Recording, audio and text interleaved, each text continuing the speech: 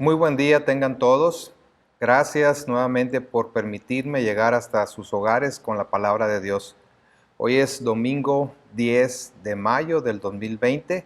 Sí, es Día de las Madres y creo que será un día que se va a festejar de una manera muy diferente a como normalmente lo hacemos.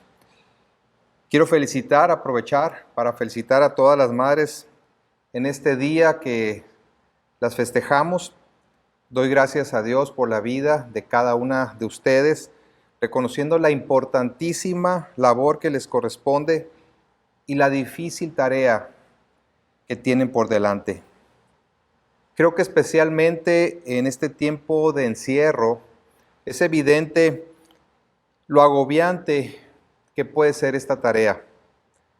Y realmente espero que tanto hijos como esposos podamos apreciarlas más, no solamente reconociendo la gran labor que tienen, sino ayudándolas y cuidando más de ellas. Hijos, si quieren darle un regalo a mamá que dure más allá de este día, más allá de la temporada, regálenle su apoyo, su afecto, su amor, su obediencia.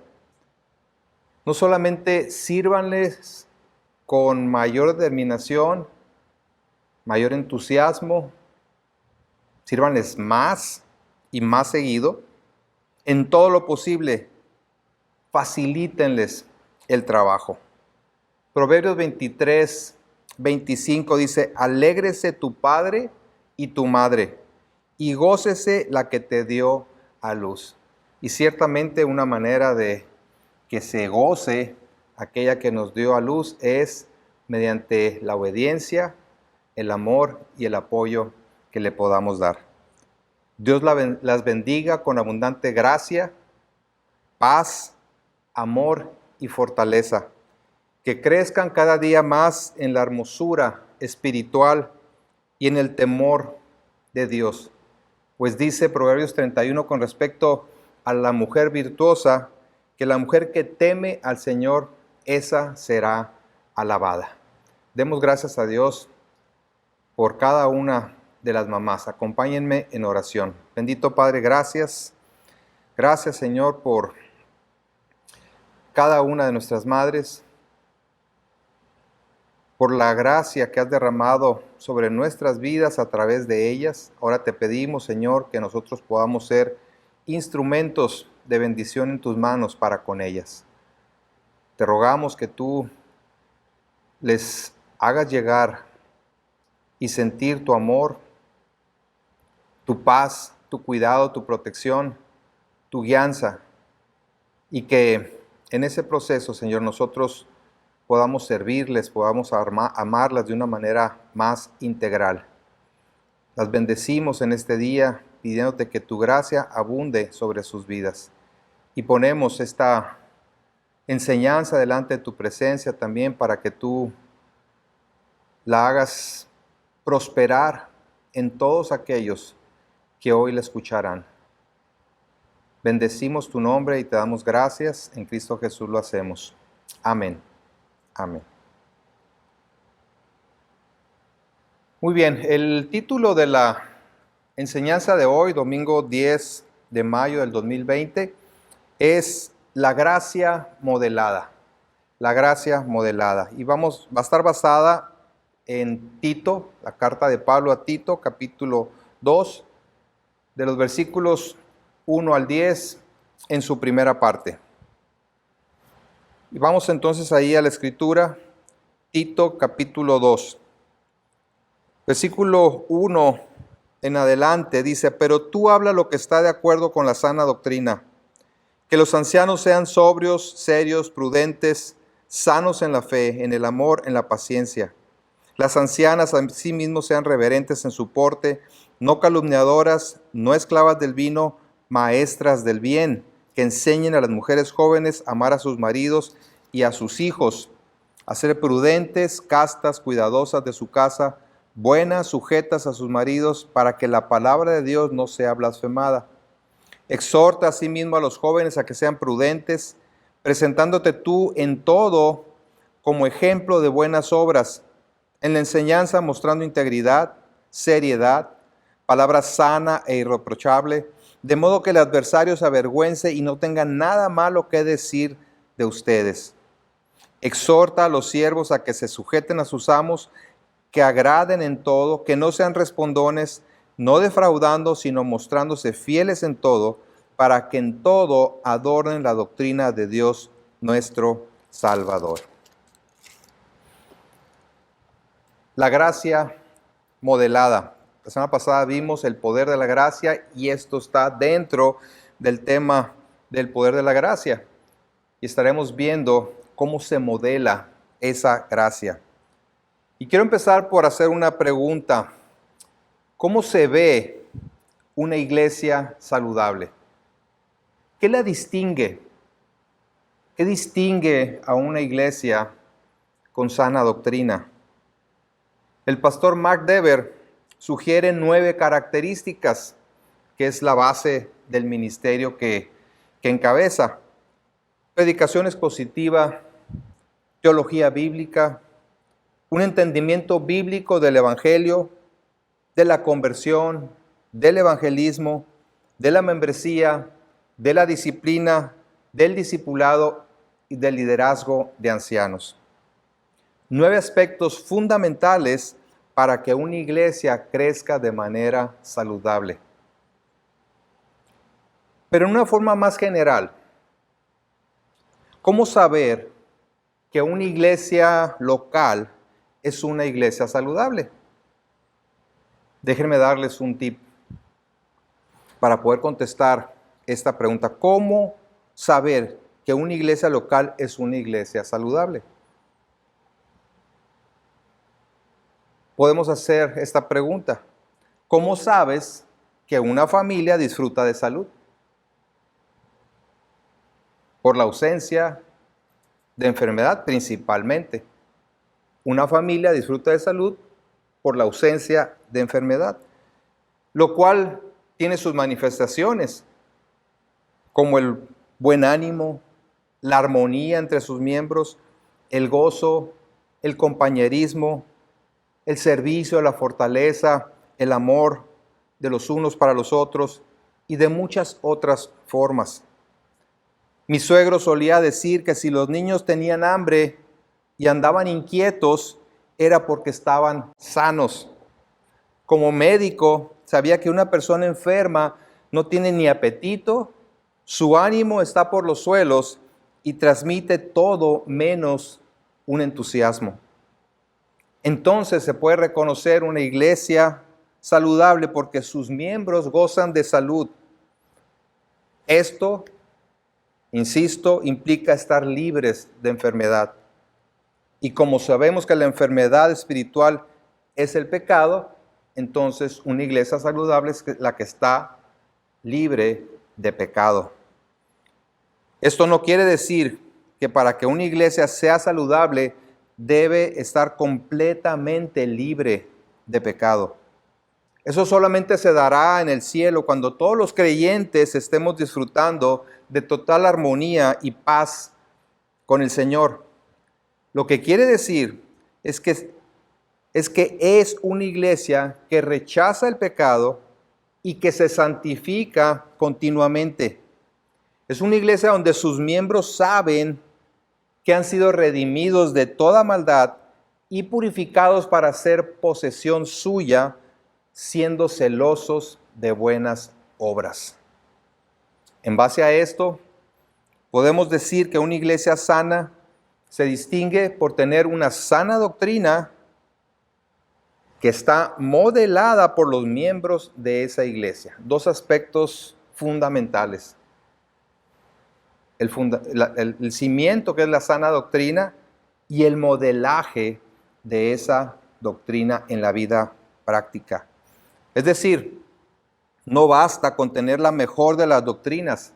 Es muy importante tener una buena doctrina. Pero además se debe reflejar en la vida de la iglesia. Esa sana doctrina debe tener como consecuencia una vida saludable en la iglesia. Los miembros de la iglesia, tanto en lo individual como en el sentido comunitario, manifiestan en la práctica lo que profesan creer. Hay vida y hay salud. ¿Por qué? Porque el Evangelio es vida y el Evangelio es salud espiritual. Es poder de Dios para salvación, entendiendo salvación en toda su expresión, de principio a fin. La misma gran comisión que el Señor Jesús ha mandado se refiere a ir y a ser discípulos de Cristo. Y Él indica cómo se hace esto. En Mateo 28, versículos 19 y 20, un pasaje muy conocido, muy recurrido, dice: por tanto, ir y hacer discípulos a todas las naciones, bautizándolos en el nombre del Padre y del Hijo y del Espíritu Santo. Y fíjense muy bien lo que dice el versículo 20. Enseñándoles que guarden todas las cosas que os he mandado. ¿Cuántas cosas? Todas las cosas que os he mandado. Y he aquí, yo estoy con vosotros todos los días hasta el fin del mundo. Amén. Entonces, consiste en enseñar los mandatos de Cristo, pero no solamente enseñarlos, sino guardarlos, es decir, cumplirlos, llevarlos a la práctica. Vemos aquí entonces la doctrina y la vida práctica.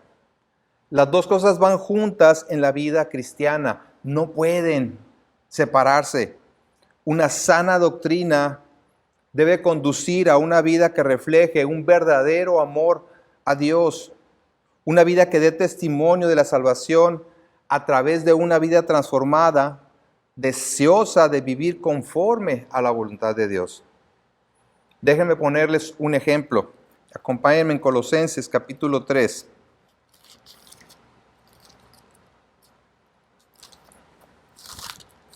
Colosenses capítulo 3. Y vamos a leer de los versículos 12 al 15.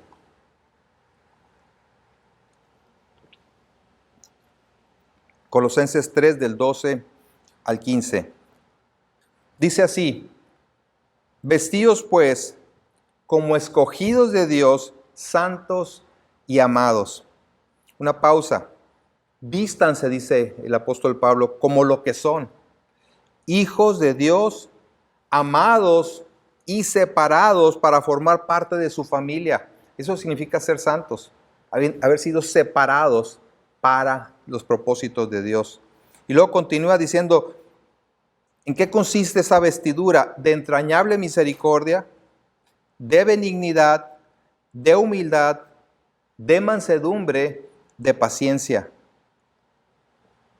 Versículo 13: soportándoos unos a otros y perdonándoos unos a otros si alguno tuviere queja contra otro. La sana doctrina entonces lleva a practicar el soportarnos unos a otros y el perdonarnos unos a otros. ¿Por qué? Versículo 13 continúa diciendo: de la manera que Cristo os perdonó, así también hacedlo vosotros. ¿En qué consiste el Evangelio? Cristo nos perdonó de nuestros pecados, sin merecerlo. Dice: así también háganlo ustedes. Y sobre todas estas cosas, vestidos de amor, que es el vínculo perfecto, y la paz de Dios gobierne en vuestros corazones, a la cual asimismo fuisteis llamados en un solo cuerpo, y ser agradecidos. La gratitud es fundamental para poner en práctica estas virtudes cristianas. Esto habla de la paz entre los miembros del cuerpo, que es la iglesia. Habla de unidad y gratitud hacia Dios por hacernos parte de su familia. Esto es lo que básicamente está tratando Pablo en su carta a Tito. Debía corregir lo deficiente en las iglesias en Creta. Y para ello era fundamental poner el cimiento teológico correcto y la manera en la que eso debía manifestarse en la práctica. Como un buen médico del alma, guiado por el Espíritu Santo, debía guiar a la iglesia hacia su salud, corregir lo deficiente, es decir, curar aquello que está enfermo. Esto implicaba acciones tanto correctivas como preventivas, es decir, erradicar la enfermedad y prescribir las instrucciones para una vida saludable. Recordemos que a través de esta carta, Pablo estaba combatiendo la influencia de los falsos maestros, que vimos en el capítulo 1, versículos 10 al 16. Estos falsos maestros eran como ese coronavirus que afecta el organismo y le provoca una serie de malestares que pueden derivar en la muerte. Es por eso que en el versículo 1 del capítulo 2 le dice, pero tú, ellos hacen esto, pero tú, en cuanto a ti, a diferencia de ellos, habla lo que está de acuerdo a la sana doctrina. Tito debía enfocarse en impartir instrucción bíblica y sus implicaciones en la vida diaria. Sabiendo que la mejor arma en contra del error es la verdad, Pablo le manda enseñar lo que es conforme a una doctrina bíblica saludable. Enséñales, instrúyeles lo que corresponde a una sana doctrina. Y entonces va grupo por grupo de quienes conforman la iglesia, enseñando el estilo de vida que corresponde a una sana doctrina.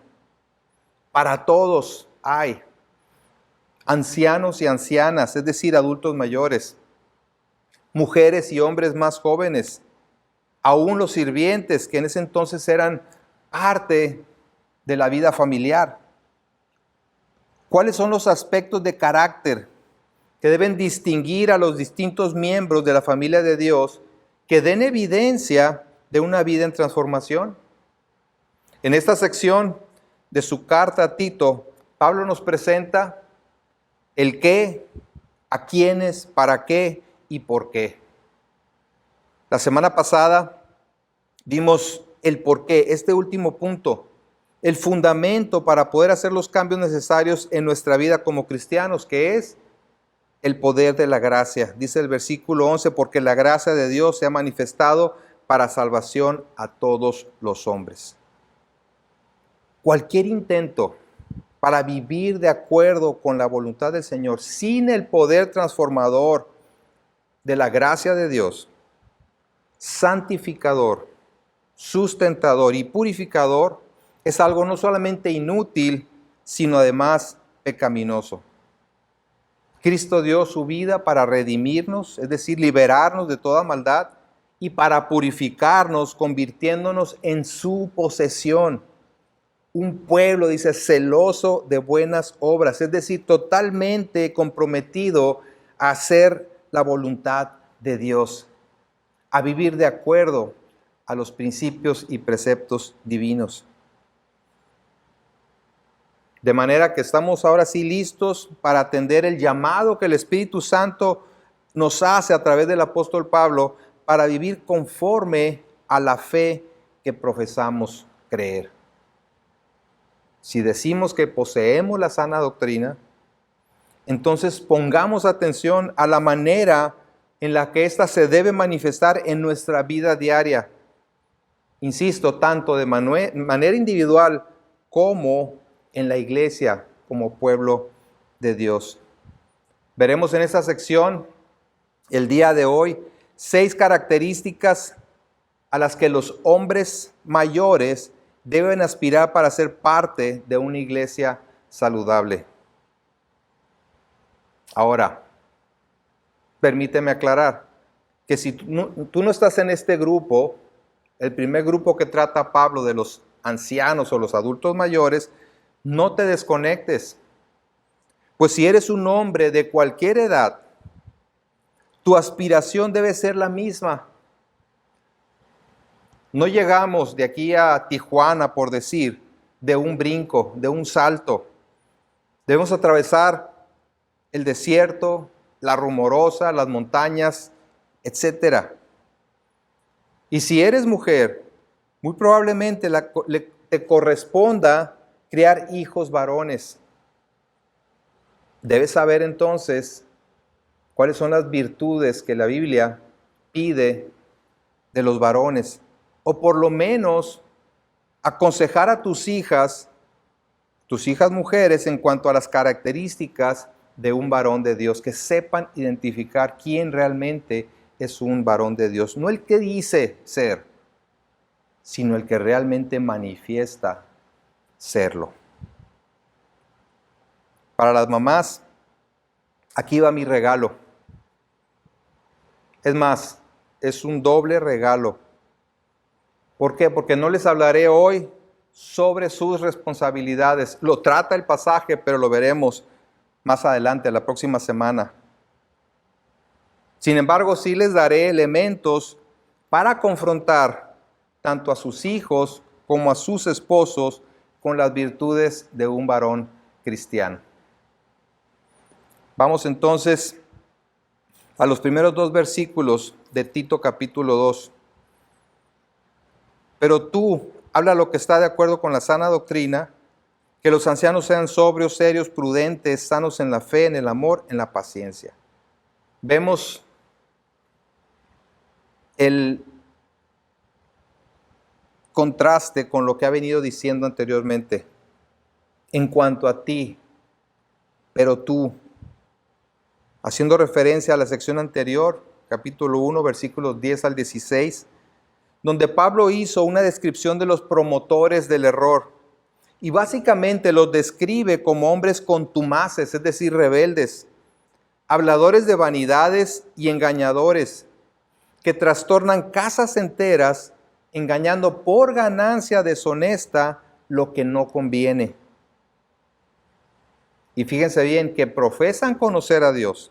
Ellos afirman conocer a Dios, pero con los hechos lo niegan, siendo abominables y rebeldes, reprobados en cuanto a toda buena obra. Esa es la descripción dura de los falsos maestros. Su vida simplemente no da testimonio de agradar a Dios ni apegarse a la sana doctrina. Así que a diferencia de ellos, pero tú, Tito debía enfocarse en impartir instrucción bíblica y sus implicaciones en la vida diaria a todos en la iglesia. Esto nos hace ver que no solamente es suficiente predicar el evangelio y enseñar doctrina. Esto es importante, pero debe ir acompañado de instrucción y el ejemplo para aplicar este conocimiento. La oración de Pablo a los colosenses es muy ilustrativa en ese sentido. Regresando a Colosenses capítulo 1, versículos 9 y 10. Observen lo que Pablo ora por los creyentes ahí en Colosas. Por lo demás también, versículo 9, capítulo 1, versículo 9, por lo cual también nosotros, desde el día que lo oímos, no cesamos de orar por vosotros y de pedir que seáis llenos del conocimiento de su voluntad en toda sabiduría e inteligencia espiritual, para que andéis como es digno del Señor, agradándole en todo, llevando fruto en toda buena obra y creciendo en el conocimiento de Dios. Aquí vemos la importancia de crecer en el conocimiento de Dios para andar como es digno de Él, llevando fruto en toda buena obra, agradándole con nuestra vida. Así que Pablo le dice a Tito, tú habla, tú diles lo que va de acuerdo con la sana doctrina. Y hablar en este versículo se traduce de la palabra laleo, que básicamente significa comunicar algo, conversar. Es algo más casual que enseñar de manera formal. Y está hablando de que Tito debía persistir en comunicar, en hablar, en transmitir lo que es conforme a la sana doctrina. Tanto él como los ancianos que había de establecer en las iglesias en Creta, y de ahí en adelante todo pastor de una iglesia cristiana a través de los siglos, tiene la responsabilidad de transmitir la sana doctrina y las implicaciones prácticas derivadas de ello. Ver que realmente el entendimiento de la doctrina bíblica rinda fruto en la vida del creyente, transformándolo. Que vaya de acuerdo, dice, a la sana doctrina, que esté de acuerdo, háblales lo que está de acuerdo a la sana doctrina. Hemos mencionado que sana viene de la palabra de donde se deriva higiene, y por eso se traduce sana o saludable, y implica prácticamente estar libre de enfermedad, estar libre de toda contaminación. Se refiere, como dice Pedro, a la leche espiritual no adulterada, mediante la cual crecemos para salvación. Es la palabra de Dios, tal como es pura, sana. Y es sana enseñanza porque produce un efecto santificador, es alimento para el alma. Es por la palabra de Dios que somos salvados y es por la palabra de Dios que somos santificados. Una sana doctrina o enseñanza fiel debe traducirse en una conducta que vaya de acuerdo con ella. Así es que, ¿qué es lo que debe enfatizar Tito? ¿Y a quiénes debe enfatizar eso? Una vida congruente con la sana enseñanza bíblica. ¿A quiénes? Como ya mencioné, a todos los grupos en la iglesia. Y empieza por los ancianos. Versículo 2, que los ancianos sean sobrios, serios, prudentes, sanos en la fe, en el amor, en la paciencia. Ancianos y ancianas se refiere aquí a los adultos mayores, posiblemente de los 50 o 60 años en adelante.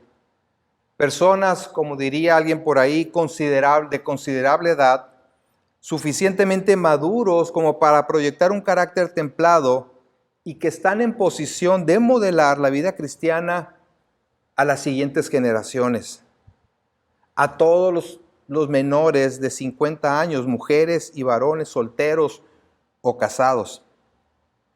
Aquí no se refiere a los ancianos como líderes de la iglesia, sino a los adultos mayores que se caracterizan por haber vivido lo suficiente, para haber adquirido la madurez y experiencia para ser ejemplo a los más jóvenes. Al menos eso es lo que se espera de los adultos mayores. Sin embargo, ese no siempre es el caso. Por eso es que Pablo le dice a Tito que mande a los hombres mayores a mostrar las virtudes cristianas, a crecer en las virtudes derivadas de una sana doctrina. Y esto, insisto, no quiere decir que los más jóvenes quedan exentos de dichas características. Pues aunque se dirige a los adultos mayores, los demás, por el solo hecho de ser cristianos, deben también modelar y aspirar a esas virtudes. Así que presenta 6 características, 6 aspiraciones de un varón cristiano. En primer lugar, dice que sean sobrios. Que sean sobrios. Instrúyeles para que sean sobrios. Esto quiere decir moderados, no dados a los excesos o comportamientos extremos, como sería el caso de un borracho. Y es también uno de los requisitos para los pastores de 1 Timoteo capítulo 3. Habla de un grado de madurez tal que saben con mayor claridad lo que realmente tiene valor y que es importante. Han aprendido a utilizar su tiempo y recursos de manera más sabia. Proverbios 25, 28 dice, como ciudad derribada y sin muro es el hombre cuyo espíritu no tiene rienda. O sea, aquel que es disipado, aquel que no es sobrio en su vida, es como una ciudad derribada y sin muro. La sobriedad se relaciona con nuestra manera de vivir también ante el inminente fin de este mundo. Pedro lo pone en estos términos en 1 Pedro 4:7. Mas el fin de todas las cosas se acerca. Sed pues sobrios y velad en oración, porque esto va a llegar a su fin. Manténganse sobrios y velando, alertas. ¿Cómo? En oración. Pablo en 1 Tesalonicenses capítulo 5, acompáñenme a 1 Tesalonicenses capítulo 5. Dice algo similar en los versículos 1 al 8. 1 Tesalonicenses 5 del 1 a 8 dice, pero acerca de los tiempos y de las ocasiones, no tenéis necesidad, hermanos, de que yo os escriba. Porque vosotros sabéis perfectamente que el día del Señor vendrá así como ladrón en la noche. Que cuando digan paz y seguridad, entonces vendrá sobre ellos destrucción repentina, como los dolores a la mujer encinta, y no escaparán. Ahora noten la transición del versículo 4, más vosotros, hermanos, hablando de los cristianos, más vosotros, hermanos, no estáis en tinieblas para que aquel día os sorprenda como ladrón. Ustedes no viven en disipación, en tinieblas, en oscuridad. Porque todos vosotros sois hijos de luz e hijos del día. No somos de la noche ni de las tinieblas. Por tanto, no durmamos como los demás, sino velemos y seamos sobrios. Vean qué importante es esta virtud. Versículo 7, pues los que duermen de noche duermen y los que se embriagan de noche se embriagan. Pero nosotros, otra vez, pero nosotros que somos del día, seamos sobrios, como habiéndonos vestido con la coraza de fe y de amor y con la esperanza de salvación como yelmo. Que nuestra vestimenta sea un reflejo de lo que creemos. Ese versículo 8, en otra versión, en la Nueva Versión Internacional, dice, nosotros que somos del día, por el contrario, estemos siempre en nuestro sano juicio, protegidos por la coraza de la fe y del amor, y con el casco de la esperanza de salvación. Enséñales, dice Pablo a Tito, que sean sobrios, pero además, número 2, que sean serios, es decir, dignos de aprecio y respeto, honestos, honorables. No quiere decir que sean opacos, aislados, sin sentido del humor. Se trata de hombres que son reconocidos y apreciados por la seriedad de su trato, por el cumplimiento de sus promesas y su rechazo a lo inmoral y a la injusticia. Proverbios 12, versículo 8, en la Nueva Traducción Viviente dice, la persona sensata gana admiración, pero la persona con la mente retorcida recibe desprecio. No sean como esos despreciables, sino de los que ganan admiración por ser serios, sensatos. Un hombre cuya palabra es respaldada con hechos es respetado, pero uno que es inconstante pierde la confianza de los demás y hasta puede perder la vida, como Ananías. en el capítulo 5 de Hechos, quien mintiendo sobre la propiedad que vendió, cayó muerto de manera fulminante. Santiago dice, sino que vuestro sí sea sí y vuestro no sea no, para que no caigáis en condenación. Un hombre serio es alguien cuyo sí es sí. Su determinación para seguir al Señor es firme.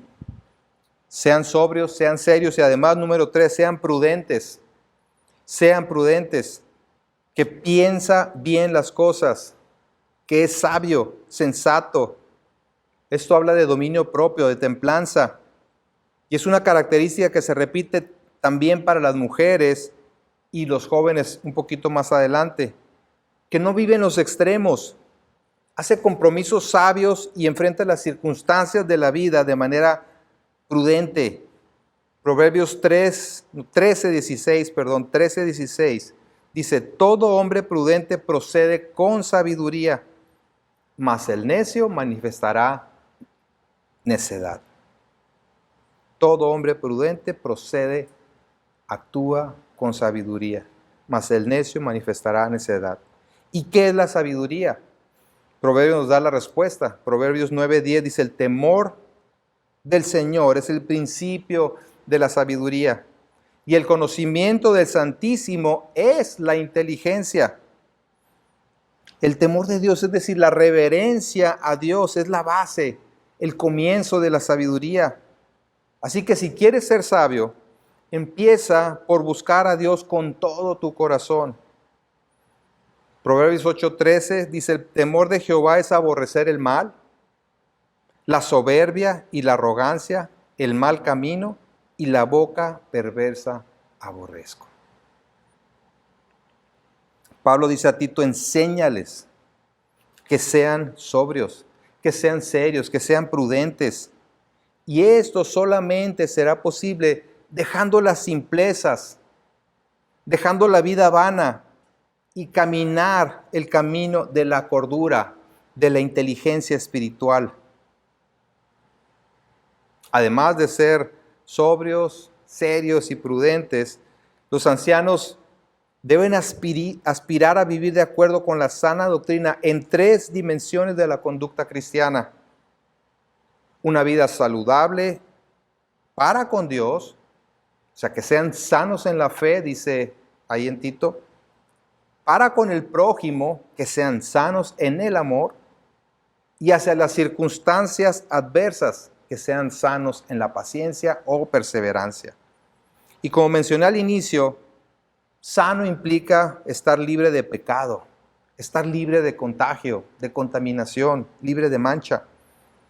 Así es que en cuarto lugar le dice que sean sanos en la fe. Habla de la relación vertical o la dimensión vertical de las relaciones, que disfruten de una fe saludable, que confíen en Dios sin vacilar, sin dudar, sin impedimento.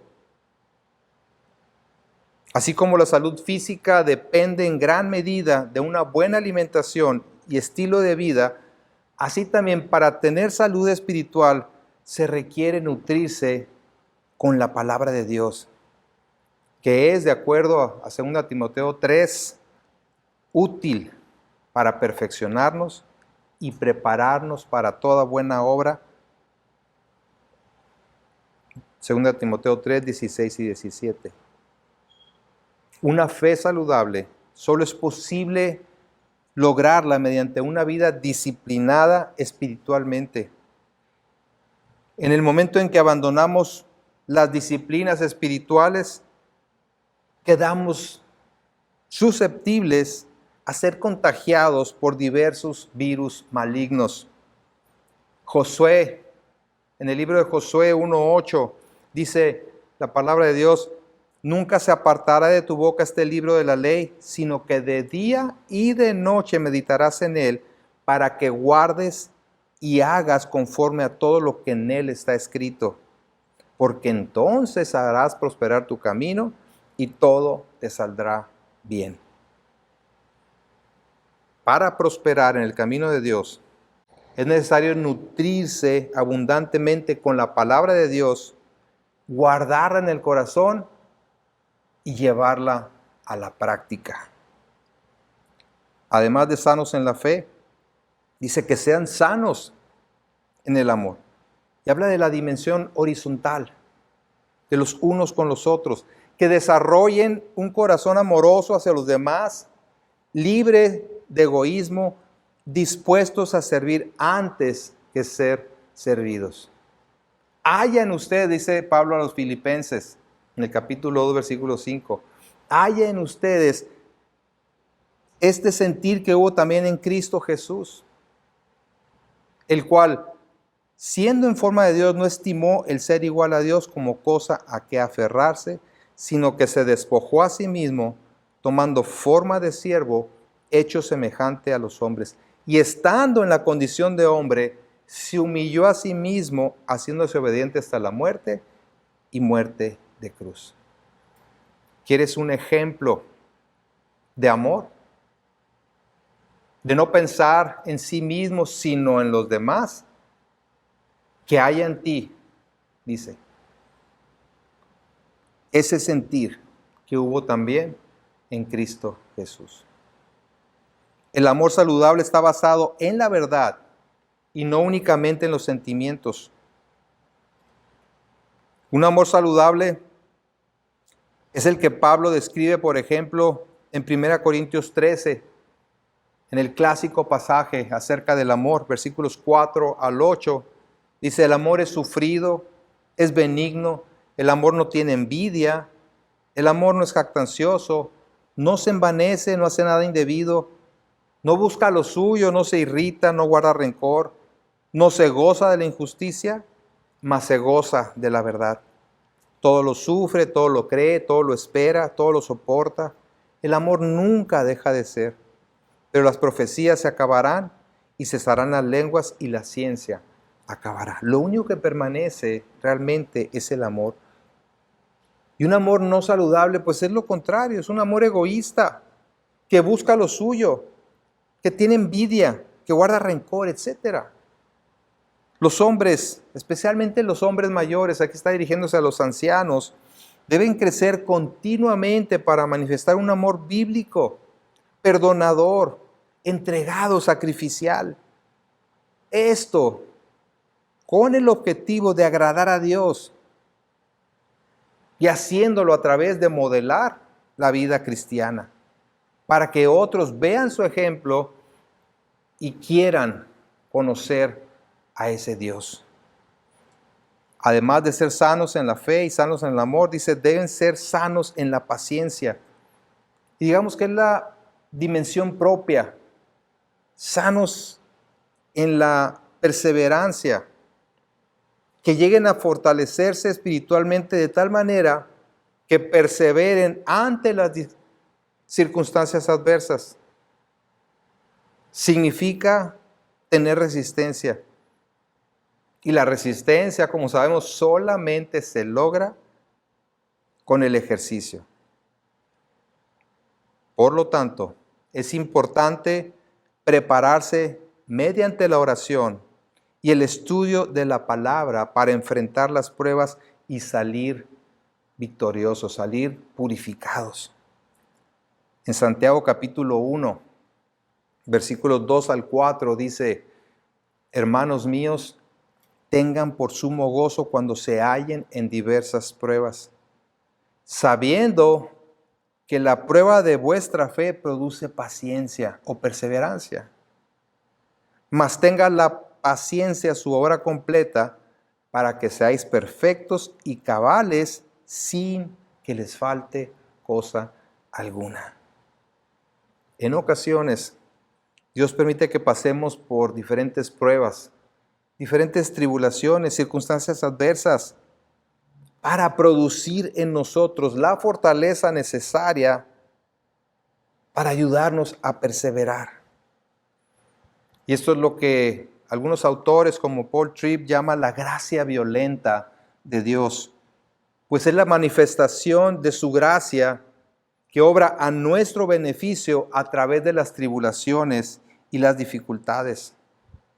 En 1 Pedro 1, versículo 7 dice, para que sometida a prueba vuestra fe, mucho más preciosa que el oro, el cual aunque perecedero se prueba con fuego, sea hallada la fe en alabanza, gloria y honra cuando sea manifestado Jesucristo. Los cristianos podemos soportar las tribulaciones mejor que cualquier otra persona porque sabemos que nos ayudan a santificarnos. Que sean sanos. Enséñales, dice Pablo a Tito, que sean sanos en la fe, en el amor, en la perseverancia. Que sean sobrios, serios, prudentes. Hermano varón, especialmente adultos mayores, pero también tú, niño, joven, no tan joven, ¿cuál es tu aspiración? ¿Hacia dónde te diriges? ¿Cuáles son las prioridades en tu vida? Y esas prioridades, ¿qué tan alineadas están con respecto a lo que Dios pide de ti? ¿Te has aplicado las disciplinas espirituales para tu crecimiento saludable? ¿Es la lectura, el estudio de la Biblia, la oración, la participación en las enseñanzas de la iglesia y la comunión con tus hermanos una prioridad en tu vida? ¿Cómo está tu fundamento doctrinal? Puedes decir que conoces la sana doctrina, pero más importante que la crees. Y si no, ¿qué estás haciendo para lograrlo? La exposición semanal a la predicación bíblica y a los estudios bíblicos en esta iglesia es parte de ello, pero no es lo único. Hay otras cosas que puedes hacer, como inscribirte a un diplomado en Biblia y Teología. Ahí está el Instituto de Expositores, que tiene un excelente programa al respecto. ¿De qué manera se está manifestando en tu vida la sana doctrina a la que has sido expuesto y que has abrazado? Es decir, ¿estás creciendo en el carácter de Cristo? ¿Se ven en tu vida las características que nos presenta este pasaje? Sobriedad, seriedad, prudencia, así como una fe, amor y paciencia saludables. ¿Es tu testimonio la carta de presentación para el evangelismo? Pues tu vida debe reflejar lo que predicas. ¿Cómo esperas que tomen en serio el poder transformador del evangelio si en tu vida no se ven los cambios? Pablo dice a los Corintios en 2 Corintios 3, versículos 1 al 3. 2 Corintios 3, del 1 al 3.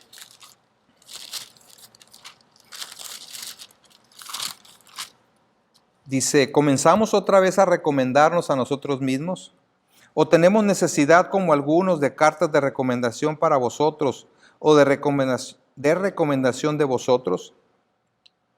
Versículo 2, nuestras cartas sois vosotros, escritas en nuestros corazones, conocidas y leídas por todos los hombres, siendo manifiesto que sois carta de Cristo expedida por nosotros, escrita no con tinta, sino con el Espíritu del Dios vivo, no en tablas de piedra, sino en tablas de carne del corazón.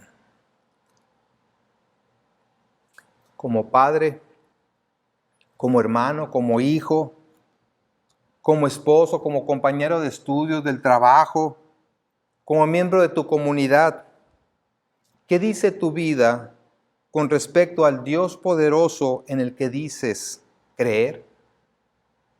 Recuerda, tenlo en cuenta, es por el poder salvador de la gracia de Dios en Jesucristo y únicamente en ese poder que es posible que tu vida sea transformada de gloria en la misma imagen como por el Espíritu del Señor. No solamente debes, sino que puedes llevar a cabo esta transformación en tu vida por la obra que Dios hace a través de ti. Si tan solo te rindes, te entregas y te aplicas a conocerlo más íntimamente. Oremos. Gracias, Señor, por tu palabra.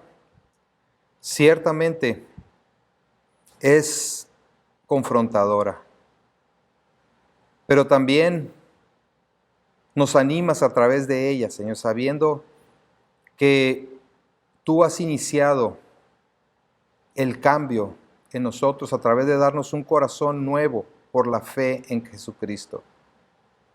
Un corazón deseoso de agradarte, celoso de buenas obras, inclinado, Señor, hacia ti, que busca dar testimonio de tu obra poderosa en nuestra vida. Ayúdanos, Señor, no solamente a creer estas verdades tan excelentes, sino a vivir de acuerdo a esas verdades. Que tu poder transformador, tu poder salvador, tu gracia transformadora se vea manifiesta en nuestras vidas. En lo que nosotros nos dedicamos diligentemente a buscarte de todo corazón a través de la lectura, el estudio de tu palabra, de la oración y de la comunión con los hermanos. Gracias te damos, Señor, por tu amor y por tu paciencia para con nosotros. En Cristo Jesús lo hacemos. Amén. Amén.